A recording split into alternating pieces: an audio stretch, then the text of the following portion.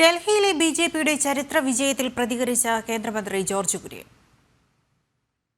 കേജ്രിവാളിൻ്റെ കാപട്യം അദ്ദേഹം കാപട്യമാണ് ചെയ്തുകൊണ്ടിരുന്നത്. തലസ്ഥാന നഗരിയിലിരുന്നു കൊണ്ട് അദ്ദേഹം കാപട്യമാണ് ചെയ്തുകൊണ്ടിരുന്നത്. അത് ജനങ്ങൾക്ക് മനസ്സിലായി. അദ്ദേഹം അധികാരത്തിലേറിയപ്പോൾ അദ്ദേഹം പറഞ്ഞു, എനിക്ക് കാറ് വേണ്ട, എൻ്റെ സ്വന്തം കാർ ഞാൻ പോകും, എനിക്ക് ഒഫീഷ്യൽ റെസിഡൻസ് വേണ്ട, സ്വന്തം വീട്ടിൽ ഞാൻ താമസിക്കും, സെക്യൂരിറ്റി വേണ്ട, ഞാൻ പോലീസില്ലാതെ പോകും. ഇപ്പം ഏതാണ്ട് ഒരു 10 കണക്കിന് വാഹനങ്ങളാണ് അദ്ദേഹത്തിന് സെക്യൂരിറ്റി ആയിട്ടുള്ളത്. അതുപോലെ തന്നെ അദ്ദേഹത്തിൻ്റെ വീട് 45 കോടി രൂപ ഉപയോഗിച്ചാണ് അദ്ദേഹം പരിഷ്കരിച്ചത്. വാഹനങ്ങൾ ഏറ്റവും മുന്തിയ വാഹനങ്ങളാണ് ഉപയോഗിക്കുന്നത്.